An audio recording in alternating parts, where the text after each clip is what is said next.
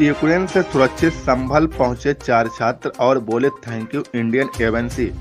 कहा सुरक्षित माहौल में थे लेकिन दहशत में गुजरते थे दिन और रात। नमस्कार, मैं हूं सानू सिंह चौहान और आप देख रहे हैं एच भारत न्यूज। यूक्रेन में फंसे हुए संभल के 4 छात्र भारत वापस लौटे हैं। चारों छात्रों के वापस लौटते ही नई दिल्ली एयरपोर्ट से छात्रों को यूपी सरकार की बस के द्वारा उनके घर पहुंचाया गया। यूक्रेन से वापस सुरक्षित लौटकर मेडिकल छात्र अपने घरों में पहुंचे तो मां और पिता अपने अपने बच्चों को देखकर भावुक हो गए हैं। इसके बाद छात्रों ने भारत सरकार के साथ ही इंडियन एम्बेसी का शुक्रिया अदा किया है। साथ ही साथ यूक्रेन के हालात भी बयां किए हैं। यूक्रेन से वापस सुरक्षित लौटे रुकुद्दीन सराय और निवासी फैजान अशरफ ने यूक्रेन के हालात के बारे में भी बताया। जिस नेशनल यूनिवर्सिटी में थे वहां से कीव और खार्किव की हमले वाली जगह की दूरी 1000 किलोमीटर समथिंग बताई है।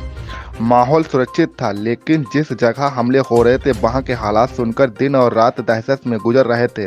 यूक्रेन से सुरक्षित वापस लौटने पर फैजान अशरफ और फिरोज ने वापस घर लौटने पर भारत सरकार के साथ ही इंडियन एम्बेसी का भी शुक्रिया अदा किया है।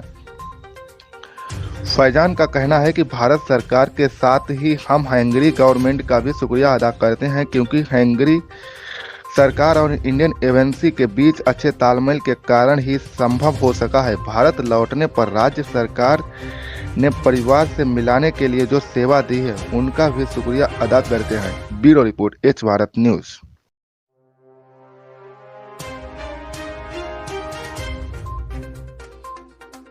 मेरा मोहम्मद फैजान।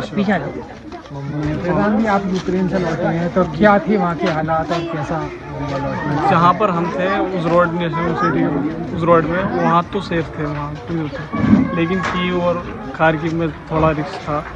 वहाँ पर जहाँ हम थे वहाँ तो सेफ थे, कोई रिस्क नहीं। कितने लोग अभी वहाँ पर हैं यहाँ? हमारी यूनिवर्सिटी पर करीब 250 लोग करीब हैं। आज आपके साथ कितने लोग आए हैं? आज कितने लोग आए हैं वहाँ से? 240 लोग हम हॉस्टल से आए हैं।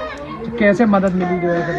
वो हमारे हॉस्टल में जो यूनिवर्सिटी की तरफ से उन्होंने हमें भेजा है। वो बॉर्डर तक हमें छोड़ने आए थे, बॉर्डर तक आए थे हमें छोड़ने। बॉर्डर से एम्बेसी ने हमें पिकअप कर लिया, इंडिया की एम्बेसी ने। तो क्या कोई खर्चा आया आपका? नहीं, कोई नहीं। अच्छा, जब आप वहाँ पर थे जो यूक्रेन में, तो अभी जैसे जो युद्ध चल रहा है, रशिया जो लगातार जो अटैक कर रहा है, कीव और खार्किव को जो टारगेट किया हुआ है उन्होंने, कैसी हालत में रहता था? क्या वो हमारी साइड तो खैर ऐसा कुछ नहीं था, लेकिन खार्किव साइड में था ऐसा रिस्क। तो वहाँ पर उस साइड में तो बच्चों को खैर बहुत दिक्कत हो रही है, खाना वाना भी नहीं मिल पा रहा बच्चों को खार्किव साइड में। लेकिन हमारी साइड से क्योंकि डर तो लगता होगा कि जब डर तो लगता था कि कभी कुछ इंसाइट नहीं हो जाए। देश एक ही था जहाँ पर जो आप जो थे ले तो आसमान में जो जिस तरीके से एयर स्ट्राइक हो रही है लगातार, तो कैसा माहौल रहता था ना? हॉस्टल में तो बच्चे तो डरते थे, काफ़ी डर लगता था, लेकिन आवाज़ें बमबारी वगैरह की कुछ ऐसा रहता है? बमबारी की आवाज़ कोई हमारी साइड नहीं। अच्छा, आज कितने लोग आए हैं आपके साथ वहाँ से? 240।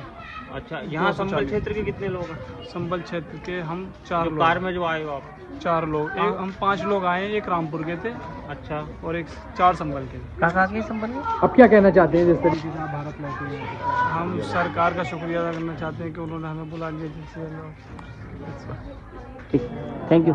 फिरोज, आप जो यूक्रेन से जो लौटे हैं, रशिया का लगातार अटैक वहाँ पर जारी है, तो कैसा माहौल था वहाँ का? क्या हालात थी? सर, हालात जो हैं कीव में ज़्यादा ख़राब हैं। हमारा जो मतलब विश्वविद्यालय है वो कीव से 1000 किलोमीटर समथिंग दूर है, जिसकी वजह से हालात हमारे यहाँ बहुत सेफ थे। और हमारा जो मैनेजमेंट डिपार्टमेंट था उन्होंने हमें बहुत सपोर्ट किया और हमें किसी भी तरह की कोई दिक्कत नहीं आई। लेकिन आगे के बढ़ते हुए हालात को देखते हुए ताकि हमें कोई दिक्कत ना आए, उन्होंने इंडियन गवर्नमेंट से संपर्क किया और इंडियन एम्बेसी से संपर्क किया, जिसकी वजह से हमें वहाँ से हंगरी बॉर्डर पर लाया गया। हंगरी बॉर्डर क्रॉस करा के बुदापेस्ट एयरपोर्ट के द्वारा न्यू दिल्ली एयरपोर्ट में छोड़ा गया।